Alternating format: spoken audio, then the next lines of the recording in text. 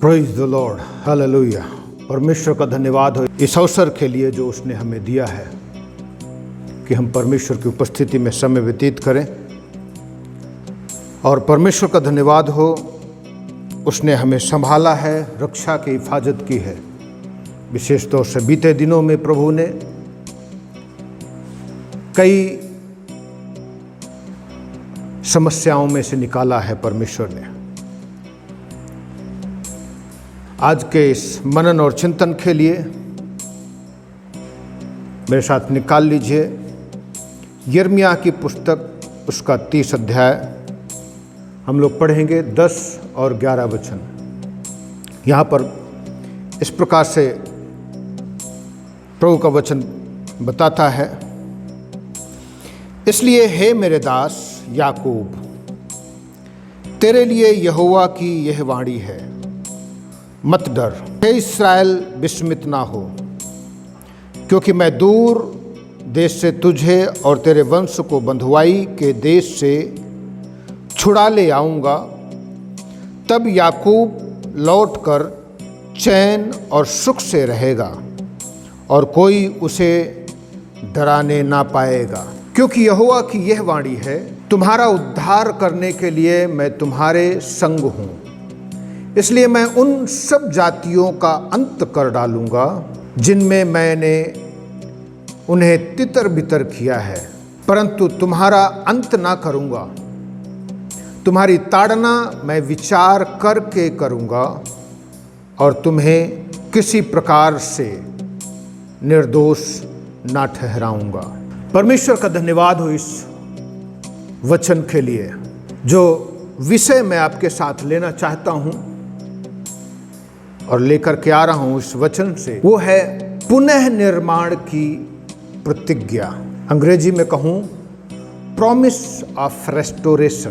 पुनः स्थापित करने की प्रतिज्ञा है यहाँ पर, जो परमेश्वर इस्राएल को कर रहा है, परमेश्वर के सेवक यिर्मयाह के द्वारा। रेस्टोरेशन अर्थात पुनः स्थापना से हम सब जानते हैं, फिर से उस किसी भी चीज का निर्माण करना या फिर से स्थापित करना जो गिर गया है।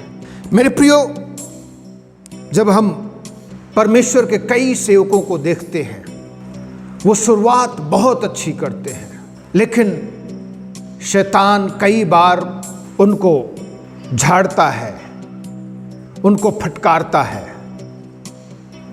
और कई बार वो उस हवा में उड़ जाते हैं और स्थिर नहीं रह पाते हैं। मैं एक सेविका के विषय में पढ़ा जो किसी समय बहुत दिल से और पूरे मन से प्रभु की सेवा करती थी, और जहां जहां भी वो परमेश्वर का शुभ संदेश लेकर के जाती थी, परमेश्वर अद्भुत और चिन्ह और चमत्कार करता था। लेकिन समय आया जब उन्होंने सोचा अपने विवाह के विषय में, उन्होंने एक ऐसे इवांजलिस्ट से विवाह कर लिया, एक ऐसे सुसमाचार प्रचारक से विवाह किया जो तलाकशुदा था, डिवोर्सी था, और जिसके कारण विवाह के बाद लगभग उनके सेवा का अंत हो गया, क्योंकि यह परमेश्वर की नजर में पाप था। जैसा कि यीशु मसीह ने मत्ती रचित सुसमाचार में और अन्य सुसमाचारों में कहा, जब तलाक से संबंधित लोगों ने प्रश्न पूछा, यीशु मसीह ने कहा, जो अपनी पत्नी को तलाक देता है वो उससे व्यभिचार करवाता है, और जो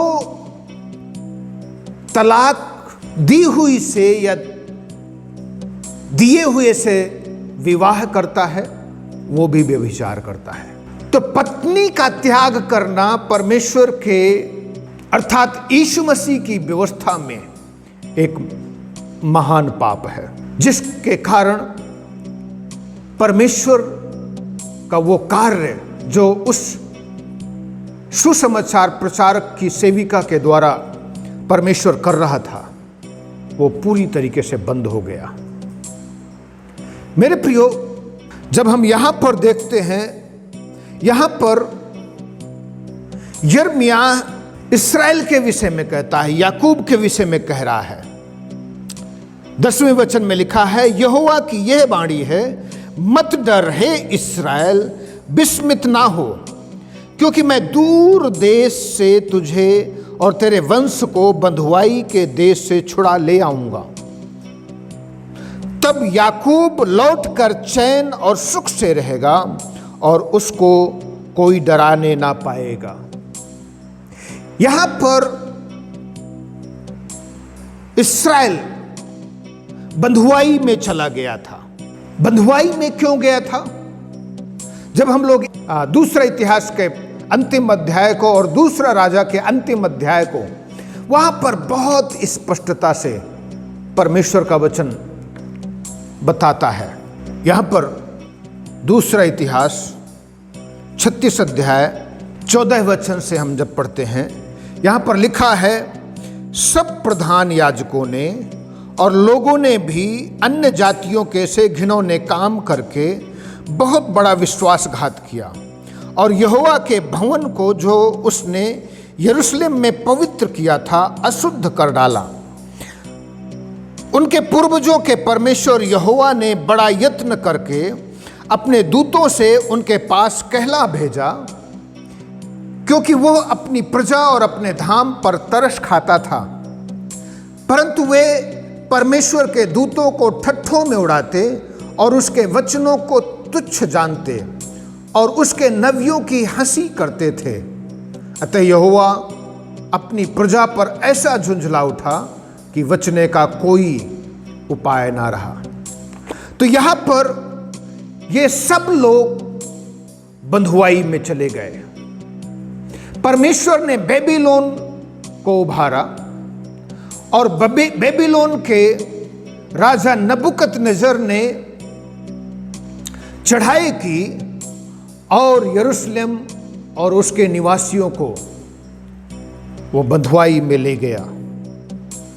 जब वो लोग बंधुआई में ही थे, उसी समय यिर्मयाह उन लोगों के लिए एक संदेश भेजता है।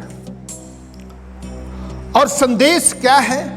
वो कहता है, मैं तेरे वंश को बंधुआई के देश से छुड़ा ले आऊंगा। तो परमेश्वर उन लोगों से ये प्रतिज्ञा कर रहा है। जब हम लोग इन दिनों में देखते हैं, मेरे प्रियो, हम सब ने पाप किया है और परमेश्वर की महिमा से रहित है। हम सब परमेश्वर से दूर चले गए थे, भटक गए थे। भजन संहिता 14 अध्याय में दाऊद कहता है, मूर्ख ने अपने मन में कहा है, कोई परमेश्वर है ही नहीं। वे बिगड़ गए, उन्होंने घिनौने काम किए, कोई सुकर्मी नहीं। परमेश्वर ने स्वर्ग में से मनुष्यों पर दृष्टि की कि देखे कोई बुद्धिमान, कोई परमेश्वर का खोजी है या नहीं। वे सब के सब भटक गए, वे सब भ्रष्ट हो गए। और यही चीज पौलुस रोमियो की पत्री में बताता है। 3 अध्याय के 10 वचन से जब हम पढ़ते हैं, जैसा लिखा है, कोई धर्मी नहीं, एक भी नहीं, कोई समझदार नहीं, कोई परमेश्वर का खोजने वाला नहीं। सब भटक गए हैं, सबके सब निकम्मे बन गए हैं। कोई भलाई करने वाला नहीं, एक भी नहीं। उनका गला खुली हुई कब्र है, उन्होंने अपनी जीभों से छल किया है। तो इस प्रकार से पौलुस भजन संहिता 14 को स्मरण कराता है, कोट करता है कि किस प्रकार से सब मनुष्य जाति पाप की अधीनता में चली गई है। लेकिन परमेश्वर अपने लोगों को यूं ही नहीं छोड़ देता है। जब हम आदम और हव्वा के विषय में पढ़ते हैं, जब शैतान ने उससे कहा यदि तू इस पेड़ के फल को खाएगी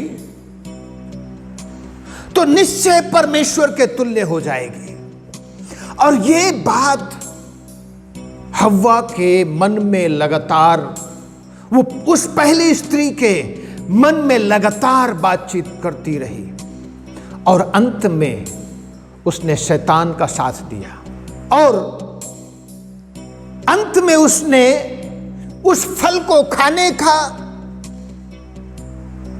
योजना बनाई और उसने अपने पति को भी खिलाया। हम लोग भी इस पृथ्वी में जब रहते हैं, कई बार शैतान हम लोगों से बोलता है, बातचीत करता है। मेरे प्रियो, ये जरूरी नहीं है कि शैतान जो है कोई काला कपड़ा, सींग और डरावना, भयभीत करने वाला चेहरा लेकर के आएगा। पौलुस कहता है शैतान ज्योतिर्मय स्वर्गदूत का रूप धारण करता है। लेकिन हम पहचाने कैसे?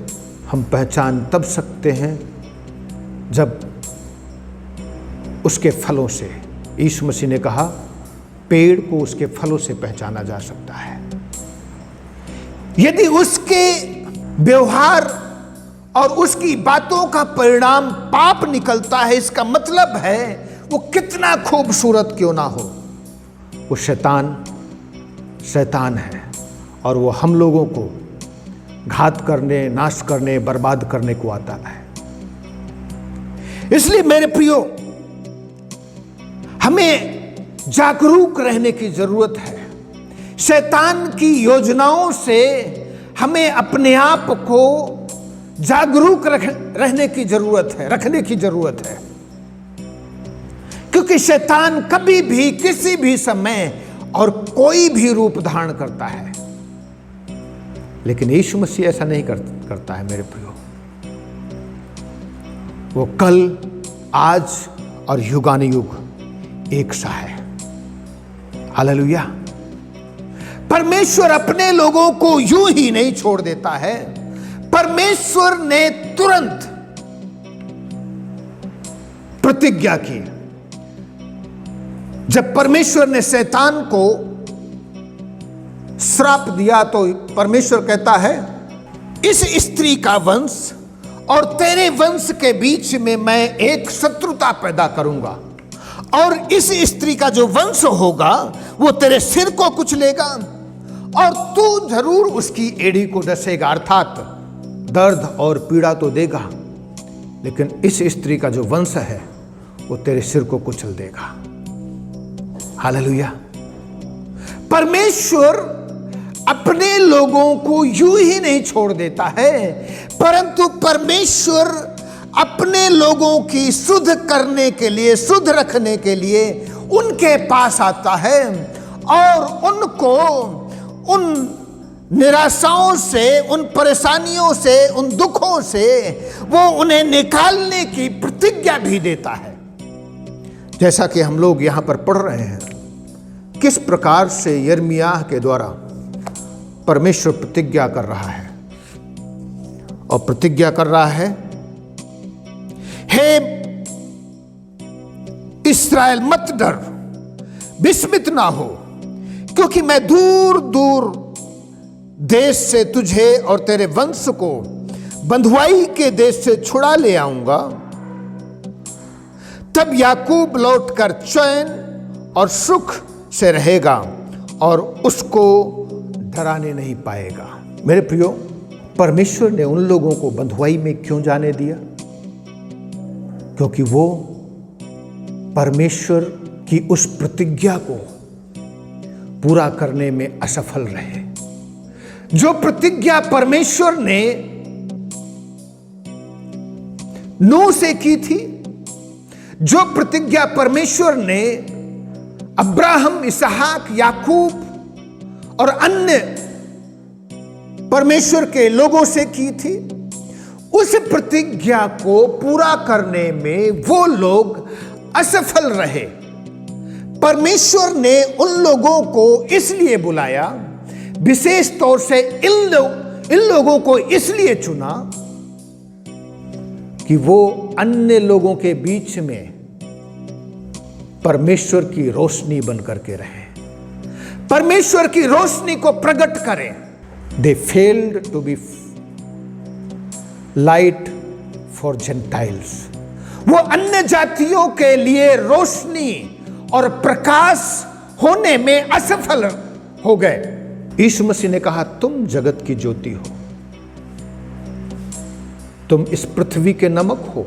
जो रोशनी पहाड़ पर, जो गांव पहाड़ पर बसता है, वो कभी छुप नहीं सकता है। रोशनी को लोग जला करके पैमाने के नीचे नहीं रखते हैं, परंतु उसको दीवट में रखते हैं कि भीतर और बाहर आने जाने वाले लोग रोशनी पाएं। लेकिन ये लोग उसी में असफल हो गए। मेरे प्रियो, यीशु मसीह ने आपके लिए और मेरे लिए अपना कीमती लहू बहाया है। परमेश्वर ने अपनी प्रतिज्ञा को इन अंतिम दिनों में पूरा किया है। जैसा कि हम लोग पढ़ते हैं इब्रानियों की पत्री 1 अध्याय, पूर्व काल से ही परमेश्वर ने अपने दास भविष्यद्वक्ताओं के द्वारा थोड़ा थोड़ा बातें की, और इन अंतिम दिनों में परमेश्वर ने अपने पुत्र अर्थात यीशु मसीह के द्वारा बातचीत की।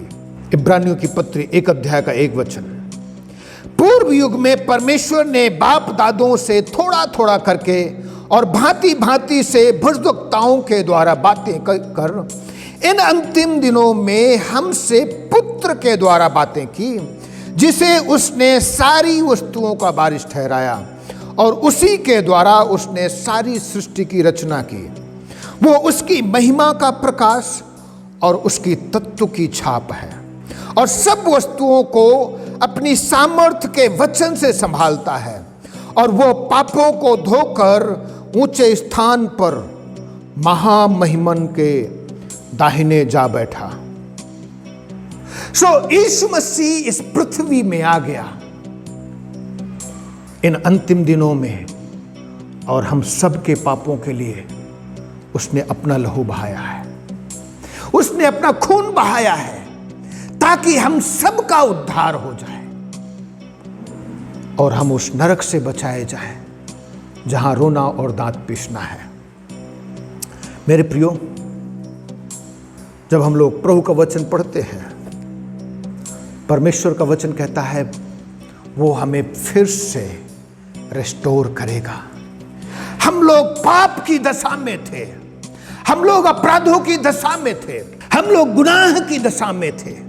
जब हम पाप की दशा में थे, प्रभु का सेवक रोमियो की पत्री में पौलुस कहता है, जब हम पापी थे उसी समय यीशु मसीह हमारे पापों के लिए मर गया। हालेलुया। मेरे प्रियो, यीशु मसीह परमेश्वर ने यहाँ पर इस्राएलियों से उनको रिस्टोर करने की प्रतिज्ञा दी है, उनको फिर से पुनः स्थापित करने की प्रतिज्ञा दी है। आज परमेश्वर आपको और मुझे फिर से पुनः स्थापित करने की प्रतिज्ञा दे रहा है।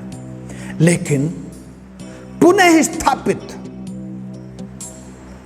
जिसको अंग्रेजी में कहते हैं हील द लैंड और रिस्टोर अस, वो फिर से हमें रिस्टोर करेगा, हमें हील करेगा, हमें चंगा करेगा, हमें पुनः स्थापित करेगा। लेकिन शर्त परमेश्वर की आज वही है, हम लोग पापों से पश्चाताप करें। दूसरा इतिहास 7 अध्याय के 14 वचन में सुलेमान प्रार्थना कर रहा है, वो अपने लोगों के लिए प्रार्थना कर रहा है, और यहां पर प्रार्थना में कह रहा है, यदि मेरी प्रजा के लोग जो मेरे नाम के कहलाते हैं। यहां पर परमेश्वर जो है सुलेमान से प्रतिज्ञा कर रहा है, मेरी प्रजा के लोग जो मेरे नाम के कहलाते हैं दीन होकर के प्रार्थना करें और मेरे दर्शन के खोजी होकर अपनी बुरी चाल से फिरें। तो ये प्रतिज्ञा की जो कवेनेंट अर्थात जो परमेश्वर हमसे प्रतिज्ञा बांधता है, उसका जो बेसिस है, जो आधार है, वो ये है हमें अपने पापों से पश्चाताप करना है और अपने जीविते परमेश्वर यहोवा की ओर फिरना है। लिखा है, दर्शन के खोजी होकर बुरी चाल से फिरे तो मैं स्वर्ग से सुनकर उनका पाप क्षमा करूंगा और उनके देश को ज्यों का त्यों कर दूंगा। तो यहां पर परमेश्वर प्रतिज्ञा कर रहा है कि मैं उनके देश को ज्यों का त्यों कर दूंगा, उनके पापों को, उनके अपराधों को क्षमा कर दूंगा। आज भी परमेश्वर प्रतिज्ञा यही कर रहा है। हम जो बीमार बने रहते हैं, कई बार कई विश्वासी लोग बहुत बीमार बने रहते हैं, समस्याओं में पड़े रहते हैं, परेशानियों में पड़े रहते हैं। कई बार कई विश्वासी तो जो है यीशु मसीह पर इल्जाम लगाने लगते हैं। कई बार कई विश्वासी लोग यीशु मसीह पर प्रश्न चिन्ह खड़ा करने लगते हैं। लेकिन मेरे प्रियो, ये यीशु मसीह की कमी नहीं है, मेरे प्रियो, ये हम लोगों की कमी है। यशायाह अपनी पुस्तक में कहता है, क्या यहोवा का हाथ ऐसा छोटा हो गया है कि उद्धार ना कर सके? परमेश्वर का सेवक यशायाह लिखता है, यहोवा का हाथ ऐसा छोटा नहीं हो गया कि उद्धार ना कर सके, ना वो ऐसा बहरा हो गया है कि सुन ना सके, परंतु तुम्हारे अधर्म के कामों ने तुमसे अलग कर दिया है। हम लोग कई बार गिर जाते हैं, परमेश्वर के पास से दूर चले जाते हैं। परमेश्वर हमसे और आपसे एक प्रतिज्ञा करना चाहता है और वो प्रतिज्ञा ये है, हम लोग मन फिराएं। बेसिस ये है। और फिर परमेश्वर प्रतिज्ञा कर रहा है कि मैं उनके देश को लौटा करके ले आऊंगा। जब हम लोग प्रभु का वचन पढ़ते हैं, जब 70 साल हो गए थे, जैसा यिर्मयाह ने कहा था, 70 साल के बाद परमेश्वर अपने लोगों की सुधि लेगा और उनको उनके देश में लौटा करके ले आएगा। जब 70 साल पूरे हो गए, अभी तक परमेश्वर ने सुधि नहीं ली, तब दानियल अपने लोगों के लिए प्रार्थना करता है और दानियल की प्रार्थना के उत्तर में परमेश्वर अपने लोगों की सुधि रखता है और उनको उनके देश में लेकर के आता है। हालेलुया। आइए हम लोग अपने आप को जांचें, परखें, हम लोग कहां गिर गए हैं, कहां से भटक गए हैं। इस्राएली लोग परमेश्वर से दूर चले गए थे। जब हम लोग इस्राएलियों के इतिहास को पढ़ते हैं, शुरू से ही जैसे ही यहोशू ने अंतिम सांस ली, उसके बाद इस्राएली लोग अपनी इच्छा के अनुसार चलते रहे। वो समय न्यायियों का समय कहलाया और इन न्यायियों के समय का अंत शमूएल के साथ होता है। और यहां पर लिखा है, उन दिनों में इस्राएलियों का कोई राजा नहीं था। जैसा जिसको अच्छा, जो कुछ अच्छा लगता था, वो लोग वैसा ही जीवन व्यतीत करते थे। इस्राएलियों की मांग के अनुसार परमेश्वर ने पहला राजा दिया, साउल। साउल भी शुरू में तो बहुत अच्छा परमेश्वर का भय मानने वाला था, लेकिन पाप में घिर गया। उसके बाद दाऊद को परमेश्वर ने चुना। दाऊद भी गिरा, लेकिन परमेश्वर की ओर फिर से वो पलटा, अपने पापों से पश्चाताप किया, प्रभु के सामने गिड़गिड़ाया और परमेश्वर ने उसे फिर से राज्य फेर दिया। उसके बाद सुलेमान उठता है। सुलेमान शुरू में पूरे दिल से परमेश्वर की आराधना सेवा करता रहा, लेकिन धीरे धीरे उसका मन जब आनंदित हुआ, उसका मन आधा उनकी पत्नी के उसमें लग गया और आधा परमेश्वर की ओर से। इस प्रकार से वो जो राज्य था 2 भागों में बट गया। और यहीं से शुरू होती है इस्राएल के पतन का शुरुआत। इस्राएल 2 भागों में बट गया। उत्तरी भाग इस्राएल कहलाया और दक्षिणी भाग यहूदा कहलाया। उत्तरी राज्य जो इस्राएल था, उसने अपने राज्य को स्थापित करने के लिए उसके राजा ने ब्रेन का इस्तेमाल किया, दिमाग का इस्तेमाल किया, और उसने परमेश्वर यहोवा की आराधना यरूशलेम में, जिसे परमेश्वर ने चुना था, वहां पर बंद कराने के लिए उसने एक दान में बछड़ा, सोने का बछड़ा स्थापित करवाया। दूसरा सोने का बछड़ा उसने बेतेल में स्थापित करवाया। और इस प्रकार से सारे इस्राएल के लोग वहां पर आराधना करने के लिए जाने लगे। और ये यरोबाम की लीक पर सारे राजा चलते रहे, किसी ने भी मन नहीं फिराया। सब मूर्ति पूजा में लगे रहे, लौलीन रहे। और वहीं पर दक्षिणी राज्य कम नहीं थे। कुछ अच्छे राजा हुए, लेकिन तब कुछ राजा उत्तरी राज्य के राजाओं के अनुसार चले। और इस प्रकार से 722 में उत्तरी राज्य का पतन हो गया असूर के राजा के हाथों में। और उसके पश्चात 586 में यहूदा का पतन हो गया बेबीलोन के राजा के हाथों में। मेरे प्रियो, हमारे पतन का कारण कोई और नहीं, हमारी परेशानी और हमारे समस्याओं का कारण कोई और नहीं, ये हम लोग ही हैं।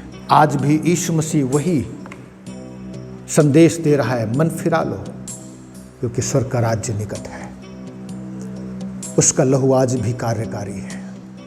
उसने आपके लिए, मेरे लिए, सबके लिए अपना लहू बहाया है ताकि हम लोगों का उद्धार हो, हमें चंगाई मिले, हमें छुटकारा मिले, हमारे जीवन में आश्चर्य कर्म हो। यहां पर यिर्मयाह कह रहा है, मत डर, मैं तुझे फिर से पुनः स्थापित करूंगा। आइए पापों से पश्चाताप कर लें, प्रभु की प्रतिज्ञा को स्वीकार करें। जहां से हम लोग गिरे हैं वहां पर फिर से लौट करके आ जाएं। जैसा कि प्रकाशित वाक्य में यीशु मसीह यूहन्ना से कहता है, कलीसियाओं को संदेश देता है, फिर से पहले जैसे काम करना शुरू कर।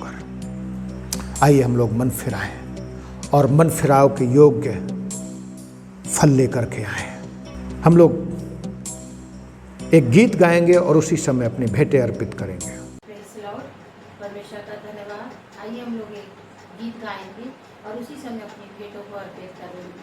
और गीत है, मेरा यीशु है मुझको भला, वही काफ़ी है सदा सर्वदा। आइए हम सभी लोग मिलकर परमेश्वर के नाम को महिमा दें।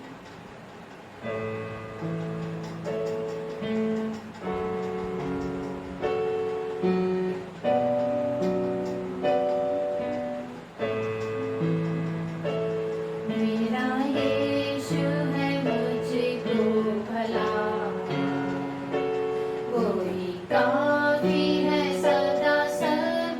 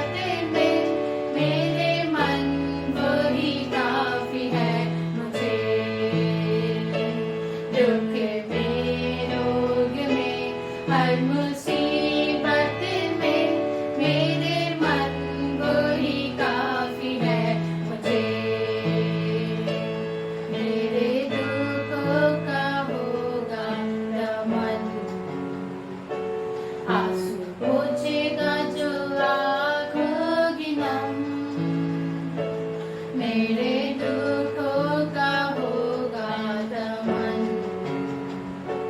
आंसू पोंछेगा जो आँख होगी नम, राजा बन के जब बादलों पर आएगा, मैं भी उड़े उसके संग जाऊंगा। हमारे राजा, राजा बन के जब बादलों पर आएगा, मैं भी उड़े उसके संग जाऊंगा। आइए सभी लोग कहें, राजा बन के जब बादलों पर आएगा, मैं भी उड़े उसके संग जाऊंगा। एक बार फिर से, राजा बन के जब बादलों पर आएगा, मैं भी उड़े उसके संग जाऊंगा। मेरा यीशु है मुझको भला, कोई काफी है सदा सर्वदा। मेरा यीशु है मुझको भला, कोई काफी है सदा सर्वदा। दुख में, रोग में, हर मुसीबत में, मेरे मन को ही काफी है मुझे।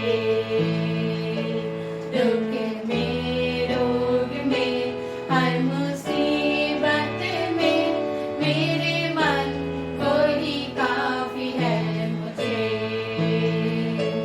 दुख में, रोग में, हर मुसीबत में, मेरे मन को ही काफी है मुझे।